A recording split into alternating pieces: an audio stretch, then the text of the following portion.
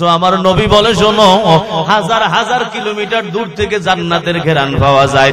যেই নারীরা পর্দায় চলবা না, ওই নারীরা জান্নাতের হাজার কিলোমিটার দূরেও তোমরা থাকবা না, আরো দূরে থাকবা, মালিকের জান্নাত তোমরা পাবা না।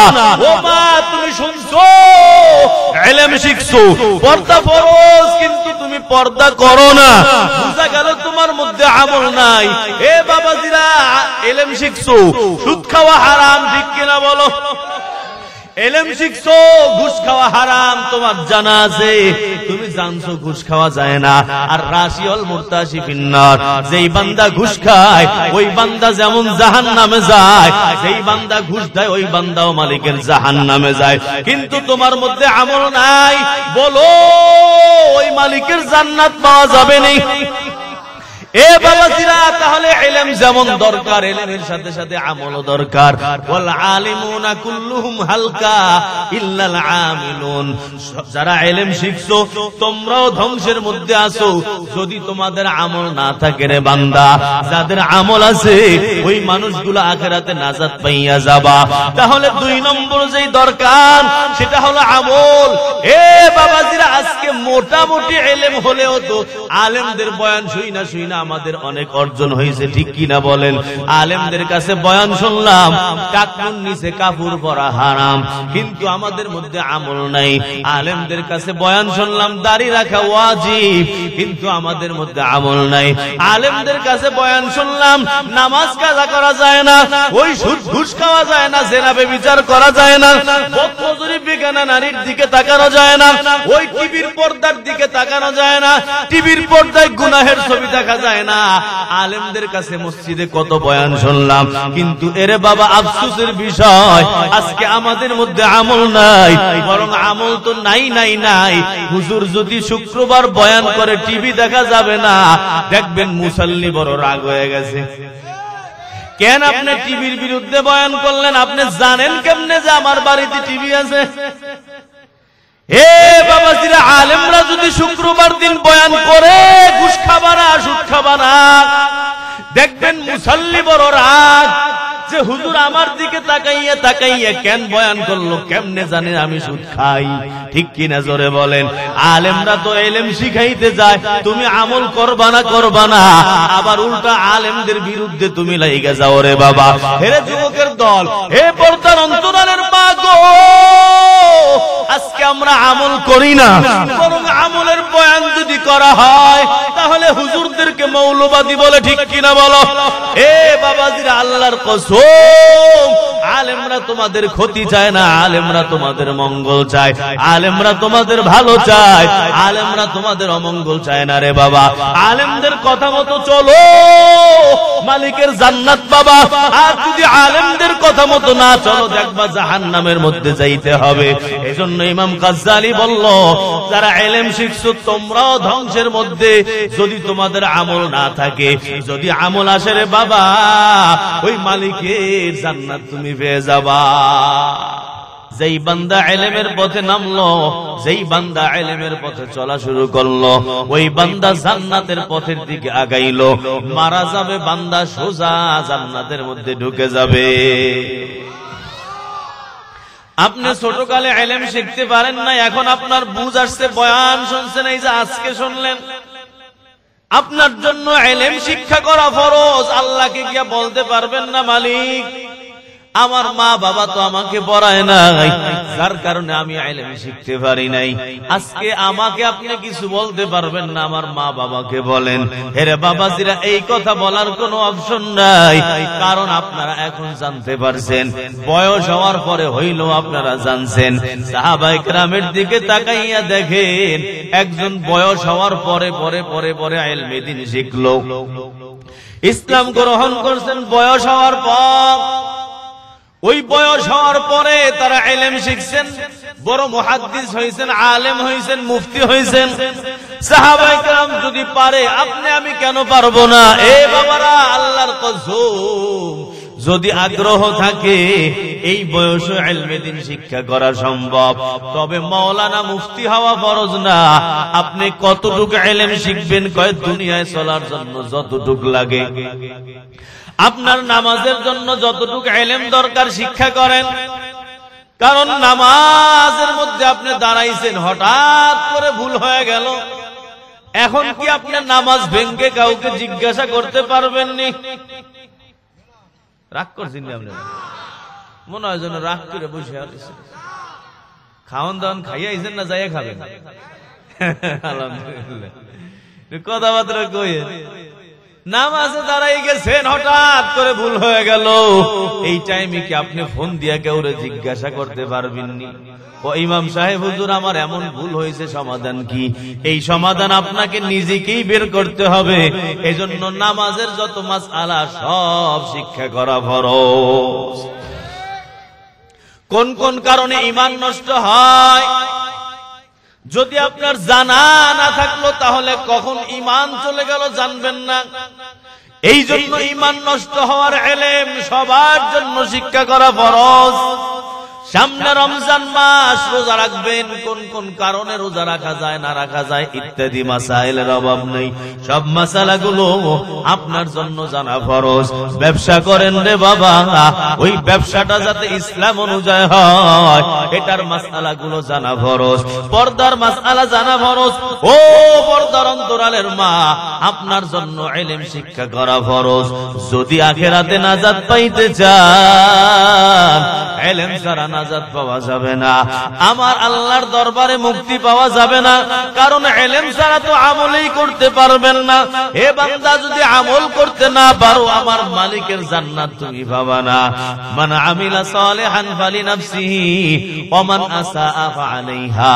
যেই বান্দা ভালো আমল করলো, ওই বান্দা নিজের উপকার করলো, আর যেই বান্দা খারাপ কাজ করলো, ওই বান্দা নিজের ক্ষতি করলো। আমল করতে পারো নাই, ইলম নাই, আমল নাই, হে বাবাজিরা আল্লাহর কসম, ওই আখিরাতে বাবা নাজাত পাওয়া এত সহজ হবে না। ইলম শিক্ষা কত জরুরি, কয় খানা খাওয়া যত জরুরি তার থেকেও বেশি জরুরি।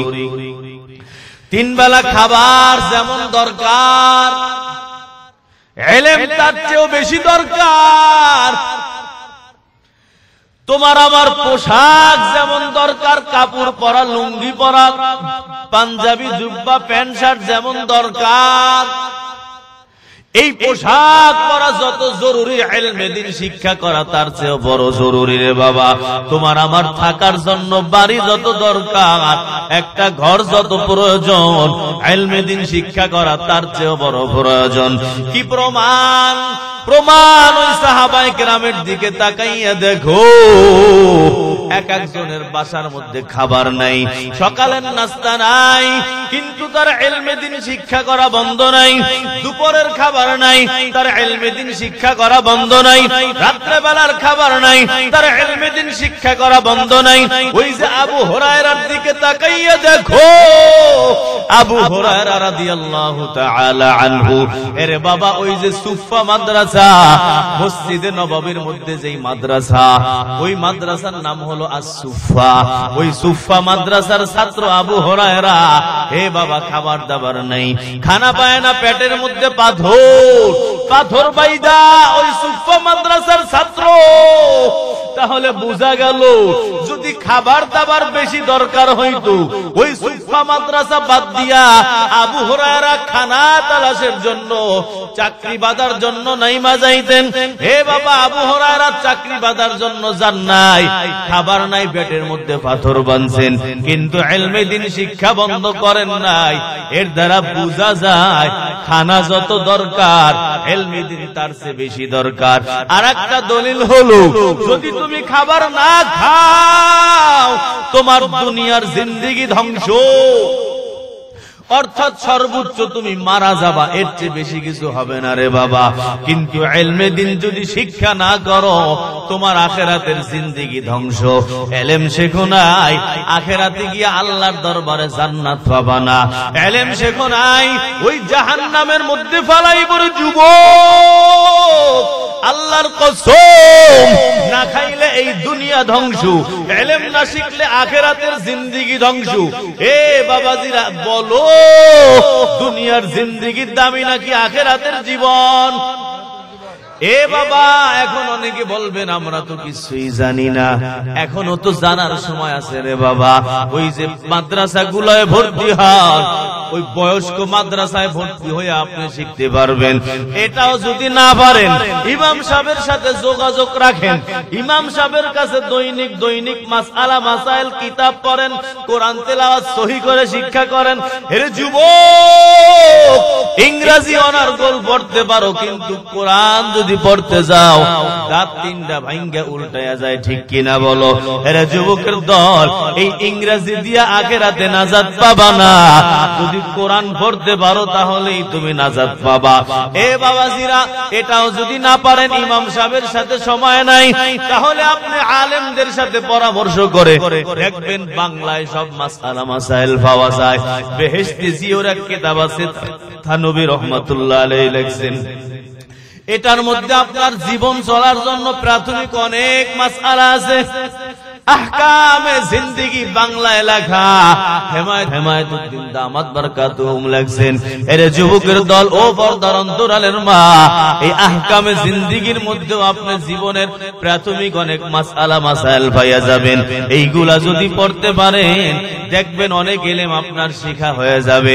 এ বাবাজিরা, যেমনে পারো ইলম শিক্ষা করো, না হইলে তো আখিরাতে নাজাত পাওয়ার কোনো রাস্তা নাই। এই জন্যই তো আমার নবী বলল, তালাবুল ইলমি ফারিদাতুন আলা কুল্লি মুসলিম।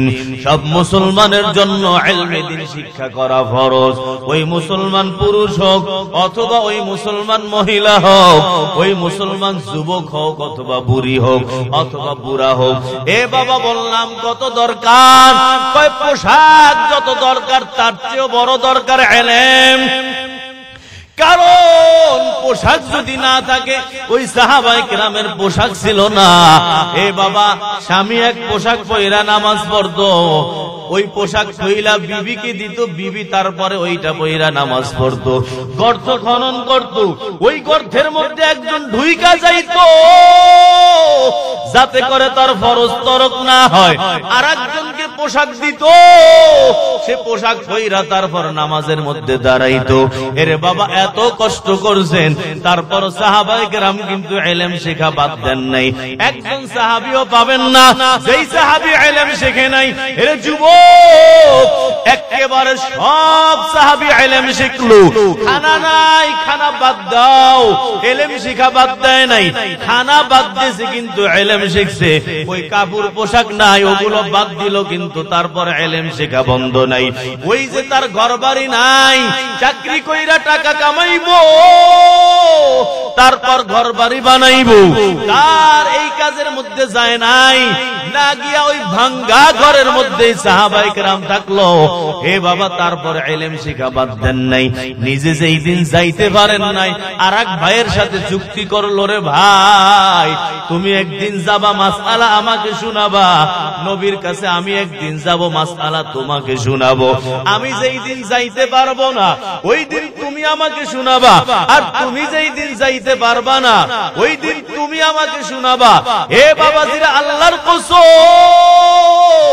তাহলে দুনিয়াও যদি ধ্বংস হয় কোনো সমস্যা নাই, কিন্তু ইলম যদি না শিক্ষা করো বড় সমস্যা, ঠিক কিনা বলো? আজকে আমরা এই এক বিপদের মধ্যে আছি। আমাদের ইলম তো নাই, আবার খবরও নাই যে ইলম শিখতে হবে। অনেক মানুষ কয় এত মাদ্রাসা কেন, তাই না? নেতারা বক্তব্য দেখা ব্যাঙ্গের ছাতার মতো মাদ্রাসা, শোনেন নাই? অনেক নেতা যারা পালাই গেছে, এরা বিভিন্ন জনে, মানে মাদ্রাসা দেখলে এদের গা জ্বলে যায়। মাদ্রাসা বাড়ছে, অস্বীকার করি না, স্কুল বাড়ে নাই, একই পরিমাণে বাড়ছে। এবং দেখেন, কাপড়ের দোকান বাড়ছে কিনা, বাড়ছে নাকি কমছে? চাউলের দোকান বাড়ছে না কমছে?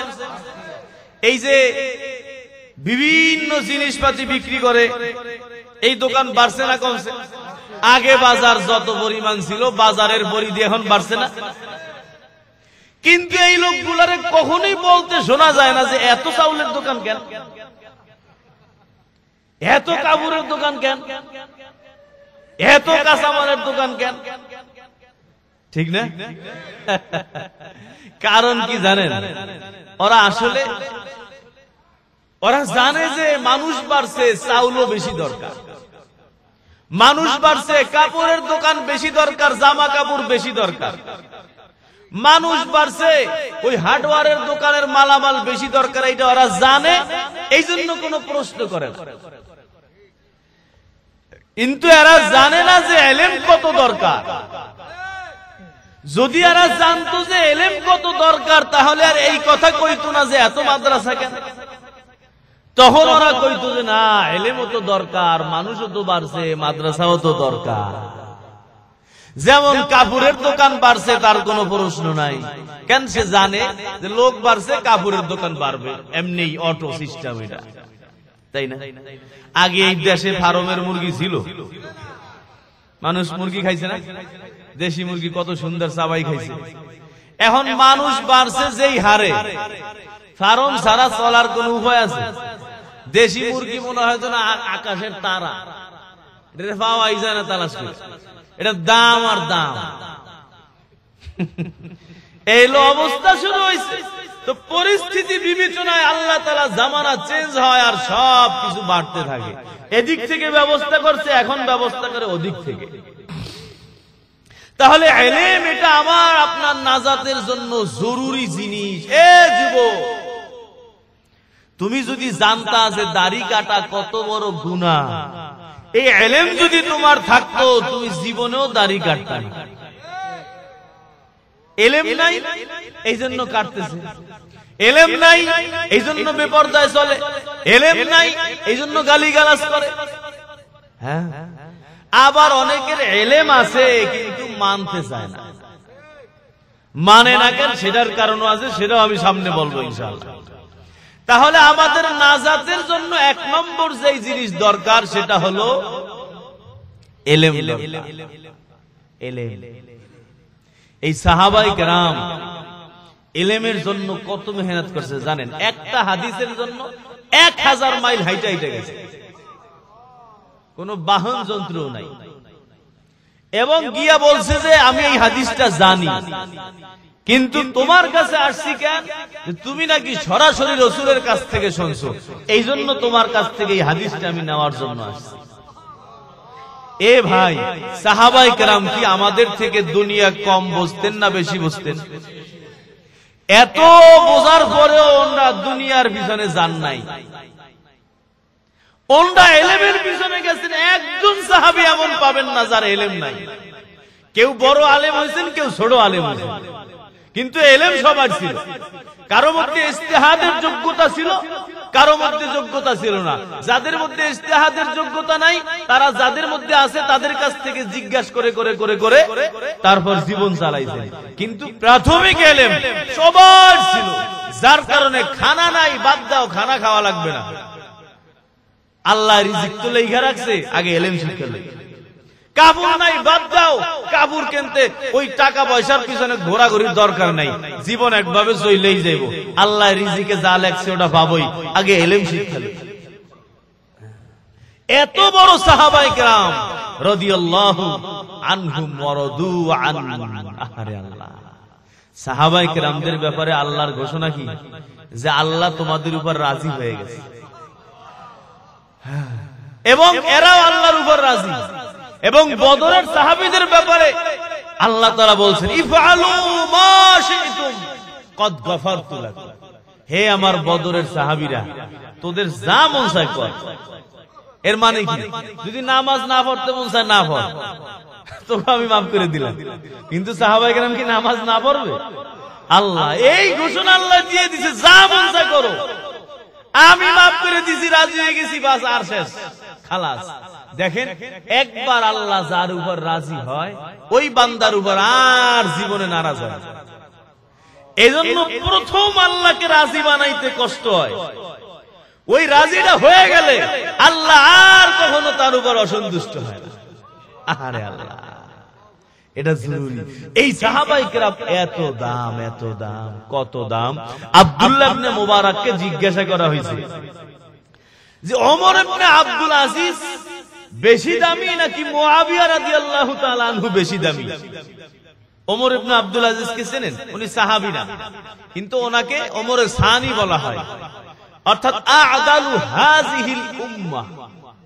ওমর ইবনে আব্দুল আজিজ হলো এই উম্মতের সবচেয়ে বড় ইনসাফগার মানুষ। এই উম্মতি মুহাম্মাদের মধ্যে ওমর ইবনে আব্দুল আজিজের মতো ইনসাফগার মানুষ দ্বিতীয় কেউ নাই। এই জন্য ওনার জামানায় বাঘ এবং বকরি দুইটা এক গাড়ে পানি খাইছে, কেউ কারো উপর হামলা করে নাই। একজনে একদিন দেখতেছে যে বকরির উপরে বাঘে হামলা করছে, উনি চিৎকার দিয়া বলতেছে ওমর ইবনে আব্দুল আজিজ মারা গেছে। তুমি জানলা কেমনে? জানি না, এমনি বুঝলাম। কেমনে বুঝলো? এই যে দেখো, আগে একসাথে পানি খাইছে বকরি আর বাঘে, কেউ কেউ রে কিছু কয় নাই। আজকে যেহেতু হামলা করছে, বোঝা গেল উনি দুনিয়ায় নেই। উনি এমন শৌখিন মানুষ ছিলেন, ওনার হাঁটার ধরন ভিন্ন, ওনার খাবারের ধরন ভিন্ন, ওনার শরীরের ঘেরান ভিন্ন, ওনার সব কিছু ভিন্ন। শাহী বংশের মানুষ ছিল, কিন্তু যখন উনি খলিফা হয়েছেন সব ছাইরা দিয়া ওনার বিবিকে বলছেন যে তোমার হক আদায় করা আমার পক্ষে সম্ভব না, যদি তুমি আমার কাছে থাকতে চাও এই অবস্থায় তাহলে থাকো, আর না হইলে তোমার রাস্তা আমি ক্লিয়ার করে দিলাম, তুমি যাইতে চাইলে চলে যাইতে পারো। এই জন্য কিতাবের মধ্যে লেখছে ওমর ইবনে আব্দুল আজিজ খলিফা হওয়ার পর তার একদিনও গোসল ফরজ হয় না। এ ভাই, সারা রাত উনি সজাগ ছিলেন আর সারা দিন মানুষের খেদমত করছেন। উনি খলিফা হওয়ার পরে এক রাত্র এক মিনিটের জন্য উনি ঘুমান নাই। 2 বছর কত মাস উনি খেলাফত চালাইছেন। এই অল্প টাইমে পুরা দুনিয়ার মধ্যে ইনসাফ হয়ে গেছে। এই ওনার ইনসাফের প্রভাব পশু পাখির মধ্যে গিয়া পড়ছে। এই জন্য শেখ সাদি রহমতুল্লাহ আলাই বলেন যে কোন দেশের প্রধানমন্ত্রী যদি একটা গাছের ফল অনুমতি ছাড়া খায়, ওই দেশের তার প্রজারা ওই গাছের শিকার উঠাইয়া খাইয়া দাইয়া একটা ধ্বংস করে দেবে। নেতা যেমন হইব তার জনগণ তেমন হইব। এই প্রভাব ওমর ইবনে আব্দুল আজিজের প্রভাব পুরা মানুষের উপরে পড়ছে। এবং উনি নিজের কাজ নিজে করতেন, কোনো ভাতা নাই, কিচ্ছু নাই, সব বাদ দিয়া একেবারে গরিবানা হালাতে উনি ওনার জীবন যাপন করছেন। একদিন এক লোক আইসা বলতেছে ওমর ইবনে আব্দুল আজিজের স্ত্রীর কাছে, বলতেছে যে তোমার বাড়িতে যে মিস্ত্রি লইছো মিস্ত্রিটা তো ভালো না। কেন? এই যে তোমার দিক খালি বারবার তাকায়। কই ওই যে উনি তো মিস্ত্রি না, উনি তো হলো ওমর ইবনে আব্দুল আজিজ বর্তমান খলিফা। উনি খলিফা, কিন্তু ওনার বাড়ির কাজ কর্ম মাটির কাজ করতেছিলেন, ডোয়া আছে না লেফেজে, এই জাতীয় কাজ উনি করতেছিলেন। এরে ভাই, আর আজকে আমরা যদি একটু পাতি নেতা হইতে পারি, আমার দাবনে এলাকায় কে ঘুমাইবো আর কে থাকবো, সব পালায়। ঠিক কিনা বলেন? এলো জাহান্নামের রাস্তা। ওনরা ছিলেন মানুষ। এই ওমর ইবনে আব্দুল আজিজের ব্যাপারে জিজ্ঞাসা করা হয়েছে আব্দুল্লাহ ইবনে মুবারককে। আব্দুল্লাহ ইবনে মুবারক উনি আরো এক বড় আল্লাহওয়ালা ছিলেন, ওনার জীবনের বড় ইতিহাস আছে। উনি গুনাহগার ছিলেন, কিন্তু ওই যে গিটার বাজাইতেন। একদিন গিটার ঠিক করতে গেছেন, ঠিক করে আওয়াজ হয় না, 2-3 বার ঠিক করার পরে আওয়াজ হয় না, পরে বাইরে এসে কোরআনের আয়াত বেরিয়ে গেছে গিটারের ভিতর দিয়া। আলাম ইয়ানি লিল্লাযীনা আমানু আন তাখশা কুলুবুহুম লিযিকরিল্লাহ। এই আয়াত যখন ওই গিটার আল্লাহর বান্দা ঠিক করছেন, গিটার চালু করছেন, গিটার থেকে কোরআনের আয়াত বের হয়। আল্লাহর বান্দা বলে বালা বালা কদ আনহা, সময় হয়ে গেছে। একেবারে তওবা করে এত ভালো মানুষ হইছে যে সব মুহাদ্দিসিনদের ব্যাপারে তওবা করার পর বান্দা যৌবন কালে তওবা করছেন, বয়স হয়ে গেছে ওই টাইমের মধ্যে তওবা করার পর ইলমে দ্বীন শিখছেন। এই যে দেখেন যত মানুষগুলো আল্লাহর পথে গেছেন, আগে আর ইলম শিক্ষার কাজে ব্যয় করছেন। সাহাবায়ে কেরাম বুড়া হইয়া হইয়া মুসলমান হইছেন, আগে তারা ইলমে দ্বীন শিক্ষা করছেন, তারপর অন্য কাজের মধ্যে সময় লাগাইছেন। ওমর ইবনে আব্দুল আজিজ, আব্দুল্লাহ ইবনে মুবারক হেদায়েত পাওয়ার পর আল্লাহ তাকে হেদায়েত দিয়েছেন। হেদায়েত পাওয়ার পর এত বড় মুহাদ্দিস হয়েছেন যে ইমামে আজম আবু হানিফার ব্যাপারে অনেক মুহাদ্দিসিনরা বিভিন্ন কথাবার্তা বলছেন, এটা সমস্যা। কিন্তু ওমর ইবনে আব্দুল আজিজ, আব্দুল্লাহ ইবনে মুবারক এমন মুহাদ্দিস যার ব্যাপারে একটা মানুষ একটা কিলোকাল করতে পারে না, কেউ কলম ধরার সাহস পায় না। এই ওমর ইবনে আব্দুল আজিজ মারা যাওয়ার পর আল্লাহ তারে জান্নাত দিছে, স্বপ্নে দেখছে। জিজ্ঞাসা করলো কেমন আছেন? কয় জান্নাত দিছে আল্লাহ, তবে আমার এলাকার এক নামাজি মানুষ কর্মকার যে ই বানায়, যে দা কাশি খন্তা কুড়াল বানায়, এরে আমার চেয়ে বড় জান্নাত দিছে। একটু খবর লও তো কারণটা কি? এর বিবি বাইসা ছিল, গিয়া খবর লইছে কি ও তোমার স্বামী ওমর আব্দুল্লাহ ইবনে মুবারকের চেয়ে বড় জান্নাত পেয়ে গেল, কারণটা কি? কি আমল করত? কয় আমার স্বামী তো কিছু না, গরিব মানুষ, তবে একটা আমল করত, সেটা হলো যখনই আজান হইতো উনি একটা বাড়ি দেওয়ার জন্য হাতুড়ি জাগাইছেন, উপরে জাগাইছেন, এই টাইমে মুয়াজ্জিন কইছে আল্লাহু আকবার, উনি আর এটা দিয়া বাড়ি দেন নাই, পিছনে ছেড়ে দিয়েছেন। এই এক। দ্বিতীয় হলো ওই আব্দুল্লাহ ইবনে মুবারক সারা রাত জায়গা জায়গা ছাদের মধ্যে তাহাজ্জুদ পড়তো, আর আমার স্বামী কর্মকার, রাত জাগলে তো দিনে কাজ করতে পারবে না। ওইটা দেখা দেখা খালি আফসোস করত, শুধু আফসোস করতো যে আরে আমি যদি একটু সময় পাইতাম ওমর ইবনে আব্দুল্লাহ ইবনে মুবারকের মতো, তাহলে তো আমিও সারা রাত জায়গা জায়গা তাহাজ্জুদ পড়তে পারতাম। এই দুইটা আমল আমি আমার স্বামীর দেখছি। কয় ঠিকই আছে, এই দুই আমলে আল্লাহ তার জান্নাত আব্দুল্লাহ ইবনে মুবারকের চেয়ে বড় বানাই দিয়েছে। আরে ভাই, এই আব্দুল্লাহ ইবনে মুবারককে জিজ্ঞাসা করা হয়েছে যে মুয়াবিয়া বড় নাকি ওমর ইবনে আব্দুল আজিজ বড়? মুয়াবিয়া রাদিয়াল্লাহু তাআলা আনহুর ব্যাপারে অনেকের একটু বিভিন্ন ইশকাল মিশকাল আছে, এই জন্য ওনার কথা জিজ্ঞাসা করছে। তখন আব্দুল্লাহ ইবনে মুবারক জবাব দিছে, শোনো, জবাব দেওয়ার আগে ওনার চোখের পানি বের হয়ে গেছে যে তুমি কি বলো?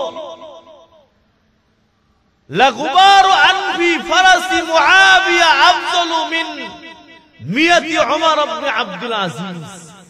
যে মুআবিয়া রাদিয়াল্লাহু তাআলা আনহু রাসূলের সাথে যুদ্ধ করার সময় যেই ঘোড়া ব্যবহার করছে, ওই ঘোড়ার নাকের মধ্যে যেই ময়লা ঢুকছে, মুআবিয়ার না ঘোড়ার নাকে যেই ময়লা ঢুকছে, ওই ঘোড়ার নাকের ময়লাও শত ওমর ইবনে আব্দুল আজিজের চেয়ে বেশি উত্তম। তাহলে বলেন সাহাবীরা কত দামি, কত দামি! এই দামি সাহাবায়ে কেরাম এদের জীবনটা আগে ইলম শিখছে, ওনরা আগে ইলম শিক্ষা তারপরে বাকি কাজ করছেন। যারা যখনই মুসলমান হইছেন, এক একজন যৌবনকালে হইছেন, কেউ ছোট অবস্থা হইছে, কেউ বুড়া হয়ে মুসলমান হইছে। বুড়া হওয়ার পরেও তারা ইলম শিক্ষা বাদ দেন নাই। তাহলে এক নম্বর যেই জিনিস আমাদের লাগবে মুক্তি পাওয়ার জন্য, সেটা হলো কি বলেন? ইলম লাগবে, ইলম, সহি ইলম। ইলম ছাড়া কোনোভাবে আখিরাতে মুক্তি পাওয়া যাবে না। ইলম শিখতে রাজি আছি তো ইনশাআল্লাহ? কে কে রাজি? নারায়ে তাকবীর! আল্লাহ তুমি তৌফিক দাও। কেমনে শিখবো? হয়তো ইমাম সাহেবের কাছে শিখবো, নাইলে মাদ্রাসায় ভর্তি হইব, নাইলে আলেমদের পরামর্শে কিছু কিতাবাদি কিনবো, অথবা আলেমদের সাথে সাথে ঘুরবো। এই জন্য নবী কি বলছেন? কোন আলিমা, তুমি নিজে আলেম হয়ে যাও, আও মুতাআল্লিমা, অথবা ছাত্র হয়ে যাও, আও মুস্তামিয়া, সেটাও যদি না পারো তাহলে আলেমের বয়ান তুমি শুনতে থাকো। 4 নম্বর আও মুহিব্বা, সেটাও যদি না পারো আলেমকে মুহাব্বত করো, আলেমের সাথে সাথে চলো, আলেমকে মুহাব্বত করো, আলেমকে সম্মান করো। কারণ সেই বান্দা আলেমকে সম্মান করলো, ওই বান্দা কেমন যেন আমার নবীকে সম্মান করলো, ঠিক কিনা বলো? আমার নবী যেই মজলিসের মধ্যে বয়ান করতেন, ওই চেয়ারগুলোর মধ্যে এখন আলেমরা বয়ান করে। নবীর জিম্মাদারি গুলো আল্লাহর নবী আলেমদের কাছে দিয়া গেলেন, আলেমদেরকে মিরাস উত্তরাধিকার বানাইয়া গেলেন। এ বাবাজিরা শোনো, উলামায়ে কেরাম ওই টাকা পয়সার মিরাস হয় না, বরং উলামায়ে কেরাম আম্বিয়া কেরামদের ইলমের মিরাস পায়, উত্তরাধিকার পায়। সুতরাং যেই বান্দা আলেমকে সম্মান করলা, ওই বান্দা কেমন যেন নবীকে সম্মান করলা। যেই বান্দা আলেমকে অসম্মানী করলা, ওই বান্দা কেমন যেন নবীকে অসম্মানী করলা। ঠিক কিনা বলো? নবীর জামানায় আবু জাহেল, আবু লাহাব এরা নবীকে অসম্মান করেছে। বর্তমান জামানায় যদি নবী থাকতো, এ বাবাজিরা দেখো, বড় বড় আলেমদেরকে সরকার, এমন কোন সরকার নাই যেই সরকার আলেমদেরকে জেলখানায় ঢুকায় নাই। এই আলেমদের জায়গায় যদি নবী থাকতো, এই সরকারগুলো নবীরেও জেলখানার মধ্যে ঢুকাইতো। ঠিক কিনা বলো? কারণ ওই নবীর জায়গায় তো আলেমরা আছে। শুধু আওয়ামী লীগ আমাদের মাজনই না, যারাই আইছে এরাই হুজুর করে জেলখানাটা ঘুরে আনছে, তাই না? কি করছে? চুরি করছে, জেনা করছে, ডাকাতি করছে, ঘুষ খাইছে, ওই রডের বদলে বাঁশ ঢুকাইছে, রডের বদলে বাঁশ ঢুকায় এ থাকে বাইরে, আর আলেমরা দিনের কথা কয়, ওরা থাকে জেলখানায়। অপরাধ এটাই, হক কথা বলছে, হক কথা সহ্য হয় নাই, নিয়ে তুইছে জেলখানায়। এই জালেমগুলা নবীও যদি থাকতো, ওই নবীরে জেলখানায় ঢুকে। হ্যাঁ, ওই আবু জাহেল, আবু লাহাবের ভূমিকা ওরা থাকতো। আল্লাহ আমাদেরকে হেদায়েত দান করেন। এই জন্য এলেম শিক্ষার গুরুত্ব তো জানা নাই, যে আখিরাতে মুক্তি পাইতে হইলে এলেম লাগবে। যদি এটা জানা থাকতো, তাহলে এলেম ওয়ালাদেরকে সম্মান করত। যে আমি তো পারি নাই, এরা পারছে, এদের সাথে সাথে থাকি, এরা যা বলে এটা মাইনা মাইনা চলি। এখন এই গুরুত্ব জানা নাই, এই জন্যই তো কয় এত মাদ্রাসা কেন, কিন্তু এত চাউলের দোকান কেন এখন, তাই না? এত কাপড়ের দোকান কেন, এটা বলেন। কারণ ওরা জানে এটার দরকার আছে, এলেমের দরকার আছে। যদি এটা জানতো, তাহলে জীবনেও কইতো না যে এত মাদ্রাসা কেন। ওরা কইতো আরো দরকার মাদ্রাসা, ঘরে ঘরে দরকার। ঠিক কিনা? জোরে কর। আপনারা রাগ করতেছেন নি? নাজাত পাওয়ার জন্য এক নম্বর কি লাগবে? এলেম লাগবে।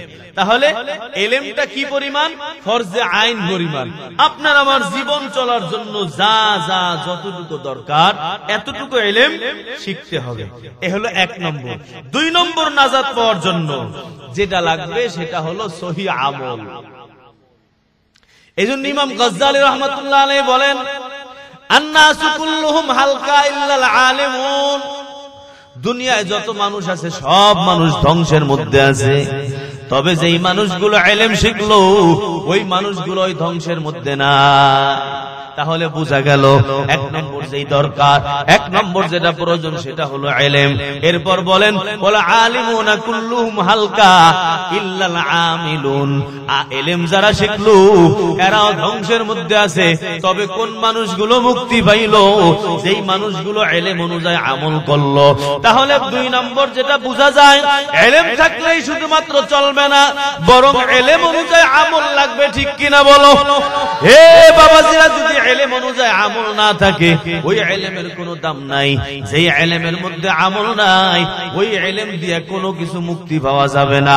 এই জন্যই তো বাবাজিরা শোনো, যদি আখিরাতে নাজাত পাইতে চাও, আমল ছাড়া নাজাত পাওয়া যাবে না। আমল কি কয়? ইলম অনুযায়ী আমল। ইলম শিখছো, বদনজরি করা হারাম। ঠিক কিনা বলো? হে যুবক, তুমি জানো মোবাইলে কবিরা গুনাহ করা, মোবাইলে মেয়েদের দিকে তাকানো বড় হারাম। কিন্তু তোমার ইলম অনুযায়ী আমল নাই, ওই মোবাইলের মধ্যে গুনাহ করো। আল্লাহর কসম, যদি আমল না থাকে, আখিরাতে নাজাত পাওয়া যাবে না। ও পর্দার অন্তরালের মা, তুমি ইলম শিখছো, জানলা পর্দায় চলা ফরজ। পর্দায় যদি না চলো, তুমি জাহান্নামে যাবা। পর্দায় যদি না চলো, তোমার ঠিকানা হয়ে যাবে জাহান্নাম। আমার নবী বলে, শোনো, যারা পর্দায় থাকবা না, তোমরা জান্নাত পাবা না। লা ইয়াদখুলুনাল জান্নাহ, ওই নারীরা জান্নাতে যাবে না। ওয়ালা ইয়াজিদনা রিহাহা, ওই জান্নাতের ঘ্রাণটা পর্যন্ত পাইবো না। ইন্না রিহাল জান্নাতি লা তুজাদু মিন মাসিরাতি কাযা ওয়া কাযা। অথচ আমার নবী বলে, শোনো, হাজার হাজার কিলোমিটার দূর থেকে জান্নাতের ঘ্রাণ পাওয়া যায়। যেই নারীরা পর্দায় চলবা না ওই নারীরা জান্নাতের 1000 কিলোমিটার দূরেও তোমরা থাকবা না, আরো দূরে থাকবা, মালিকের জান্নাত তোমরা পাবা না। ও মা, তুমি শুনছো, ইলম শিখছো, পর্দা ফরজ, কিন্তু তুমি পর্দা করো না, বুঝা গেল তোমার মধ্যে আমল নাই। এ বাবাজিরা, ইলম শিখছো, সুদ খাওয়া হারাম, ঠিক কিনা বলো?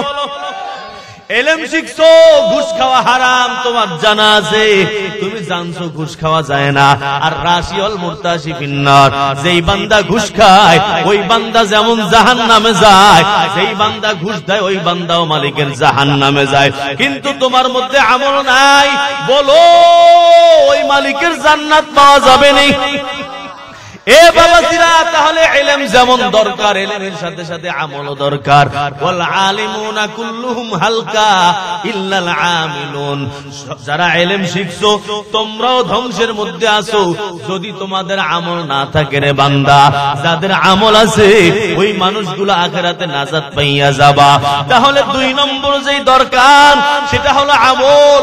এ বাবাজিরা, আজকে মোটামুটি ইলম হলেও তো আলেমদের বয়ান শুই না আমাদের অনেক অর্জন হয়েছে, ঠিক কিনা বলেন? আলেমদের কাছে বয়ান শুনলাম টাকনুর নিচে কাপড় পরা হারাম, কিন্তু আমাদের মধ্যে আমল নাই। আলেমদের কাছে বয়ান শুনলাম দাড়ি রাখা ওয়াজিব, কিন্তু আমাদের মধ্যে আমল নাই।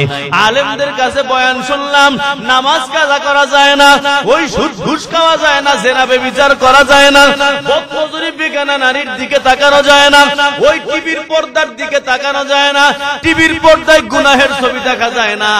আলেমদের কাছে মসজিদে কত বয়ান শুনলাম, কিন্তু এরে বাবা আফসোসের বিষয় আজকে আমাদের মধ্যে আমল নাই। বরং আমল তো নাই। হুজুর যদি শুক্রবার বয়ান করে টিভি দেখা যাবে না, দেখবেন মুসাল্লি বড় রাগ হয়ে গেছে। কেন আপনি টিভির বিরুদ্ধে বয়ান করলেন? আপনি জানেন কেমনে যে আমার বাড়িতে টিভি আছে? হে বাবাজিরা, আলেমরা যদি শুক্রবার দিন বয়ান করে ঘুষ খাবা না, সুদ খাবা না, দেখবেন মুসাল্লি বড় রাগ যে হুজুর আমার দিকে তাকাইয়া কেন বয়ান করলো, কেমনে জানেন আমি সুদ খাই? ঠিক কিনা জোরে বলেন? আলেমরা তো ইলম শিখাইতে যায়, তুমি আমল করবা না, আবার উল্টা আলেমদের বিরুদ্ধে তুমি লাইগা যাও রে বাবা। হে যুবকের দল, হে পর্দার অন্তরালের মা গো, আজকে আমরা আমল করি না, বরং আমলের বয়ান যদি করা হয় তাহলে হুজুরদেরকে মৌলবাদী বলে, ঠিক কিনা বলো? এ বাবাজিরা, আল্লাহর কসম, আলেমরা তোমাদের ক্ষতি চায় না, আলেমরা তোমাদের মঙ্গল চায়, আলেমরা তোমাদের ভালো চায়, আলেমরা তোমাদের অমঙ্গল চায় না রে বাবা। আলেমদের কথা মতো চলো, মালিকের জান্নাত বাবা। আর যদি আলেমদের কথা মতো না চলো, দেখবা জাহান্নামের মধ্যে যাইতে হবে। এজন্য ইমাম গাজ্জালী বলল, যারা ইলম শিখছো তোমরাও ধ্বংসের মধ্যে যদি তোমাদের আমল না থাকে।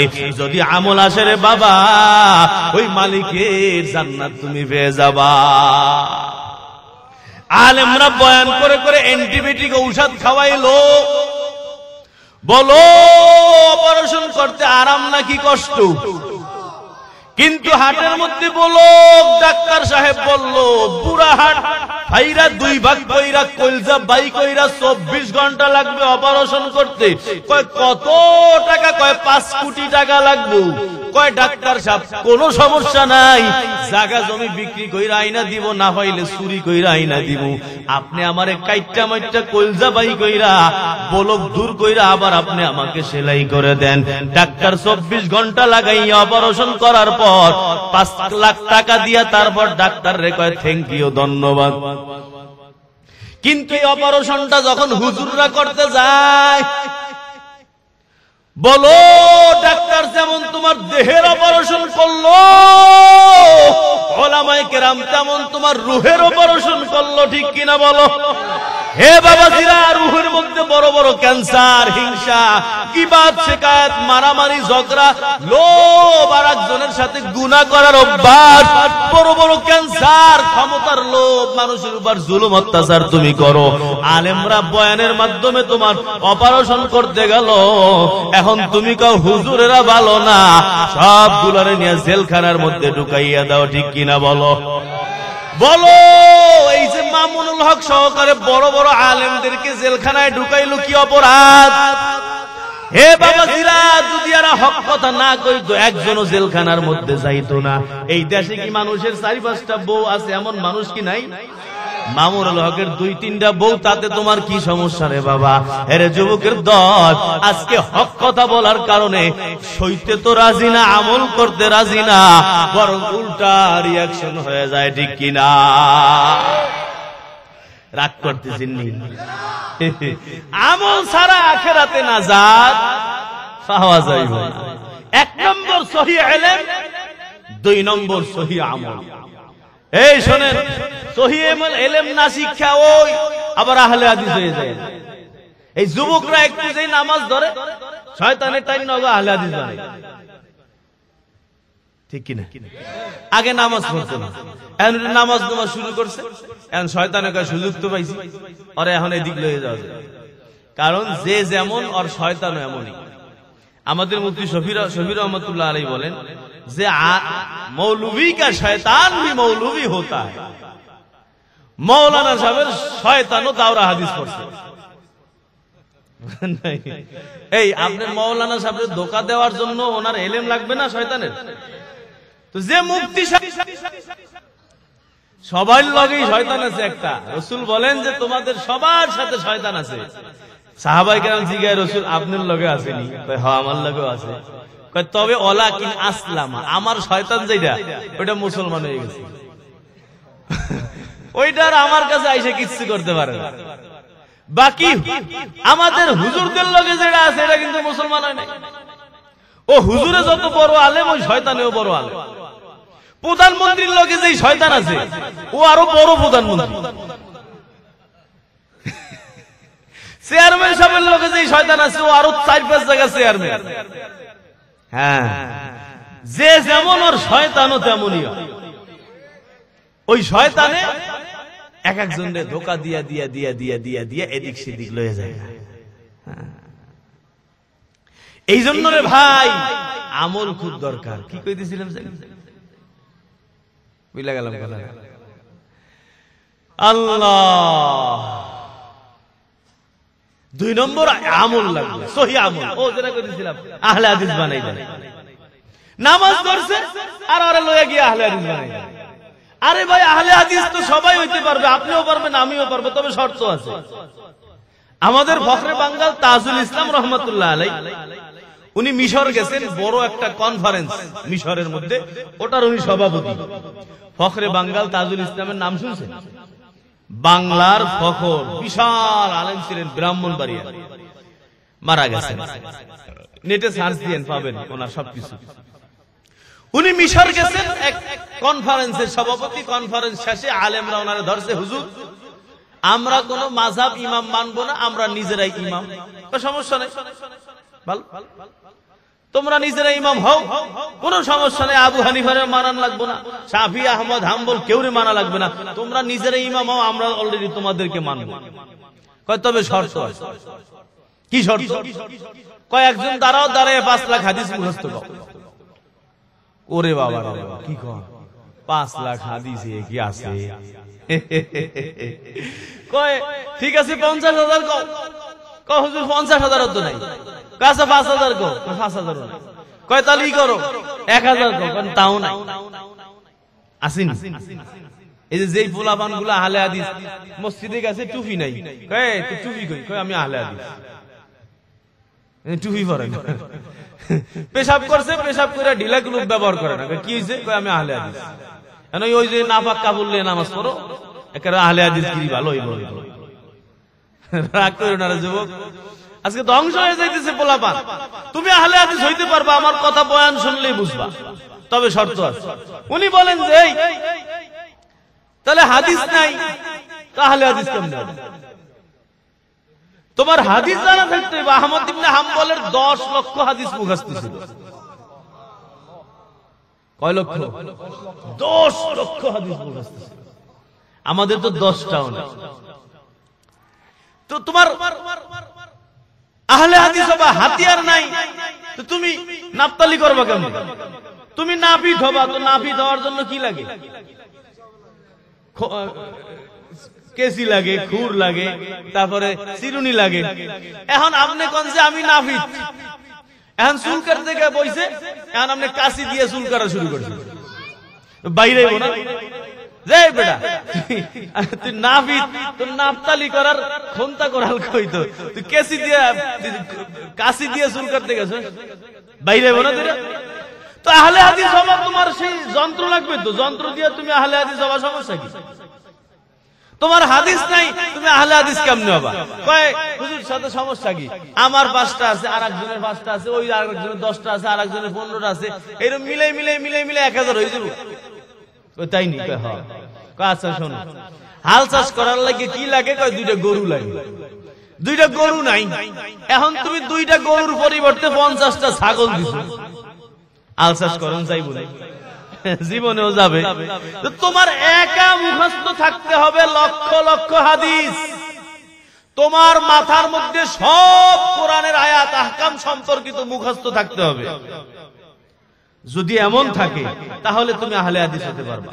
এবং তোমার মধ্যে যোগ্যতা থাকতে হবে, যে কোনো সমাধান তুমি ওই যে তোমার যে কয়েক লক্ষ হাদিস মুখস্থ আছে এবং আহকাম সম্পর্কিত সব আয়াত মুখস্থ আছে, ওখান থেকেই তুমি মাসআলার সমাধান বাই করবা।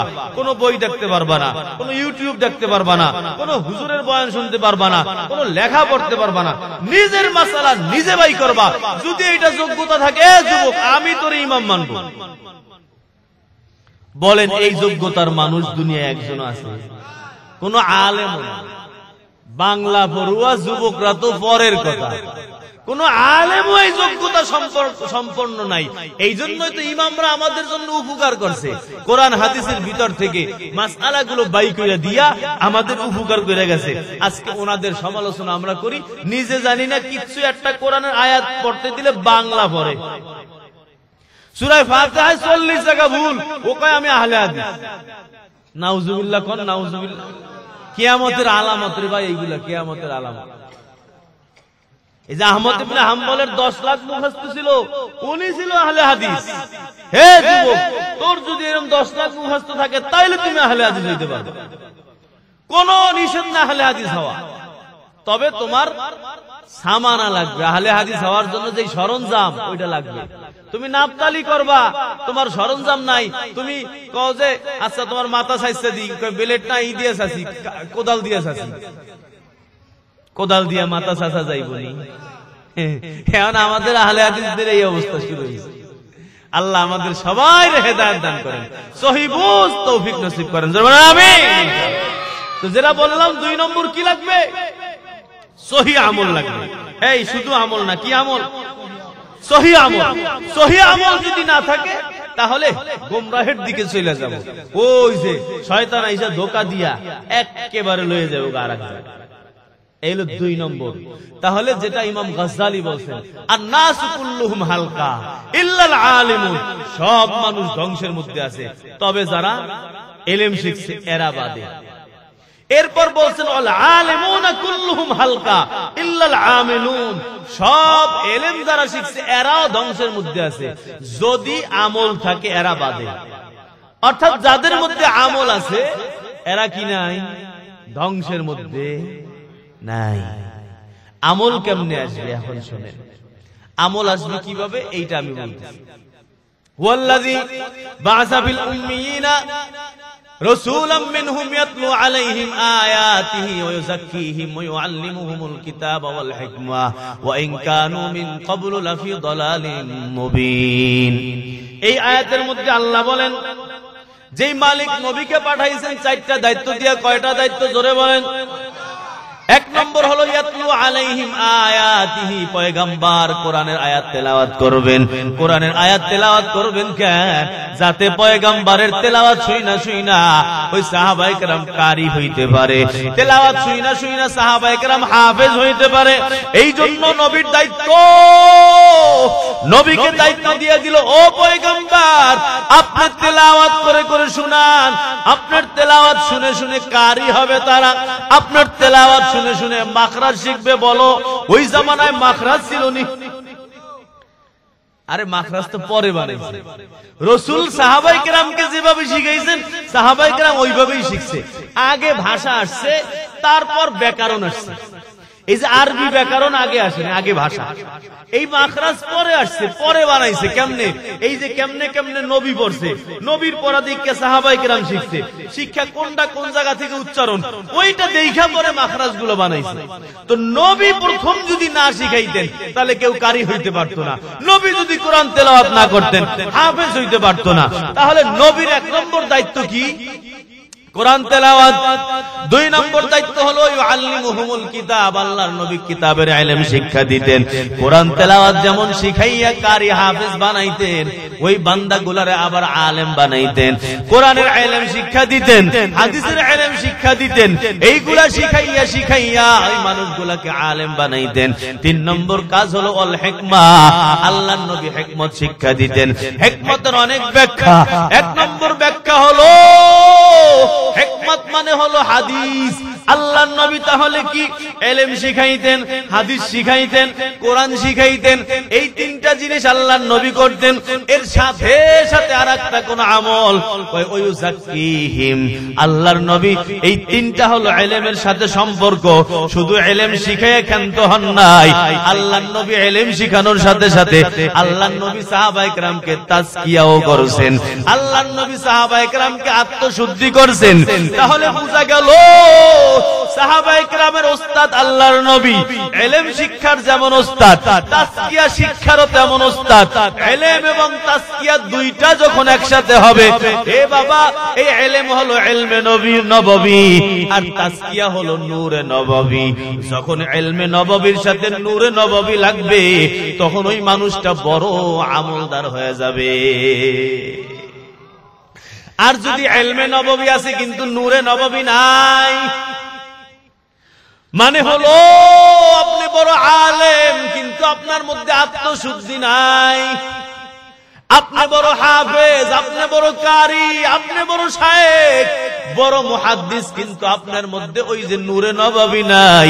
হে বাবা, বড় আলেম মানে হলো ইলমে নববী, বড় কারি মানে হলো ইলমে নববী, বড় মুহাদ্দিস মানে হলো ইলমে নববী। এই সবগুলো ইলমের সাথে সম্পৃক্ত।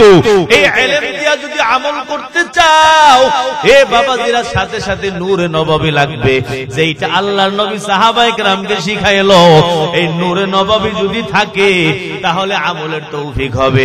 আজকে তোমার আমার ইলম আছে কিন্তু আমল নাই, এর কারণ হলো নূরে নববী যেটার নাম তাজকিয়া, ওই জিনিস আমাদের মধ্যে নাই। ঠিক কিনা বলো?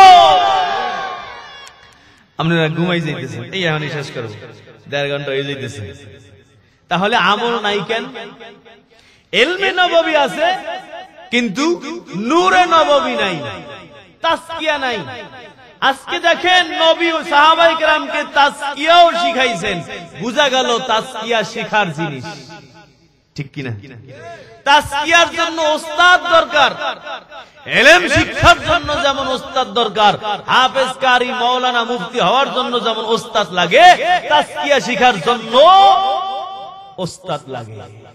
আমাদেরকে যদি জিজ্ঞাসা করা হয় তোমার কোরআন শরীফের ওস্তাদ কি, আমরা বলতে পারি অমুক আমার কোরআনের ওস্তাদ। ইফতা পড়ছো কার কাছে? অমুক হুজুরের কাছে। হাদিস কয় অমুক হুজুর। কয় তাজকিয়ার ওস্তাদ কে? কয় তাজকিয়ার ওস্তাদ আবার কি? এই জন্যই আমল নাই। ইলম আছে, আমল নাই। হে যুবক, তুমি জানছো দাড়ি কাটা হারাম, ইলম আছে কিন্তু নূরে নববী তাজকিয়া নাই, এই জন্য তুমি দাড়িটা রাখতে পারতেছো। পর্দার অন্তরালের মা, একই সমস্যা আপনাদের। তাহলে 2 নম্বর যেটা দরকার সেটা হলো আমল, সহি আমল দরকার। 3 নম্বর যেটা দরকার সেটা হলো সহি নিয়াত। 1 নম্বর সহি ইলম, 2 নম্বর সহি আমল, 3 নম্বর সহি নিয়াত, যেটার নাম হলো ইখলাস। ইখলাস যদি না থাকে, দেখেন ইমাম গজ্জালি পরে বলছেন, ওয়াল আমিলুনা কুল্লুহুম হালকা ইল্লাল মুখলিসুন। যারা আমলকারী এরাও ধ্বংসের মধ্যে আছে যদি ইখলাস না থাকে। যাদের মধ্যে ইখলাস আছে ওরা মুক্তি পেয়ে যাবে। তাহলে বোঝা গেল এলেম লাগবে। সাধারণ মানুষ ধ্বংসের মধ্যে যদি এলেম না থাকে, এলেম যারা আছে এরাও ধ্বংসের মধ্যে যদি আমল না থাকে, আমল যাদের মধ্যে আছে এরাও ধ্বংসের মধ্যে যদি ইখলাস না থাকে। আরে বাবা, ওয়াল মুখলিসুনা ফি বা আলা খাতারিন আযীম, মুখলিসরাও বড় ভয়ের মধ্যে আছে, কোন টাইমে যেন ইখলাস নষ্ট হয়ে যায়। ইখলাস কাকে বলে? ইখলাস বলা হয় যে আইয়াতুমা রাজুলু হাসানাতিহি কামা ইয়াকতুমু সাইয়্যাতিহি। ইখলাস যে আছে এর দুইটা আলামত। এক নম্বর আলামত কি?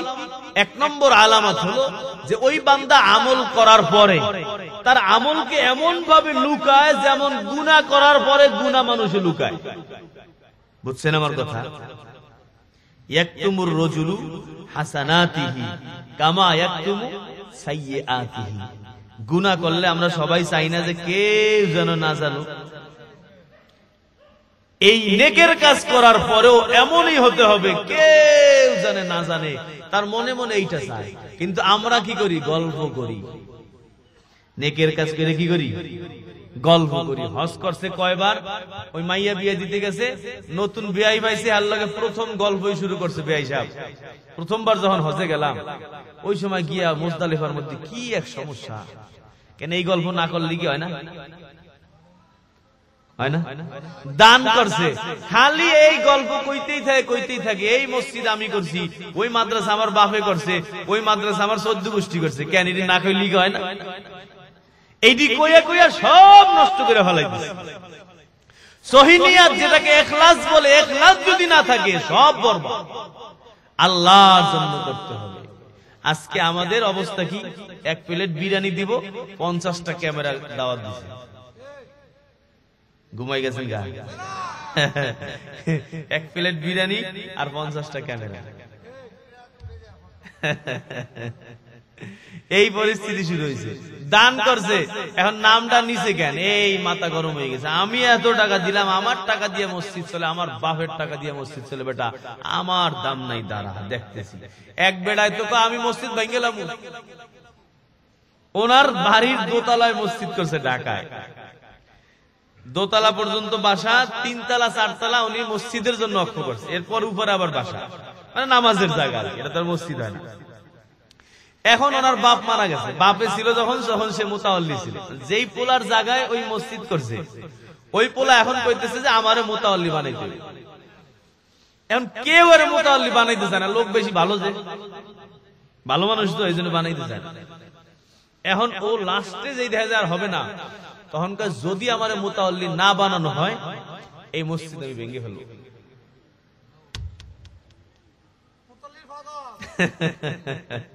আমল আমল বুঝছেন? এই আমল বুঝি কবুল হইব? জীবনেও না, জীবনেও না। এই পোস্টারে দেখবেন অনেক জায়গায় 100 নাম দেয়, 100। আপনি এখানে তো অল্প কাটা, খালি বক্তা কোন আমার সভাপতি নাম আছে, 100 নাম দেয়। ওই নাম যারটা যেখানে যেই পজিশনে আছে ওই অনুযায়ী টাকা দিবে। একজনেরটা উপরে একটা নিচে গেছে কেন, অবস্থা খারাপ। এটা বাদ পড়লো কেন, অবস্থা মাহফিল হইতে দেব না। আমার নাম কেন আসে নাই, এখানে মাহফিল বন্ধ। আমি কেন দাওয়াত পাই নাই, চলবে না এখানে। এলাম ওগা আমল।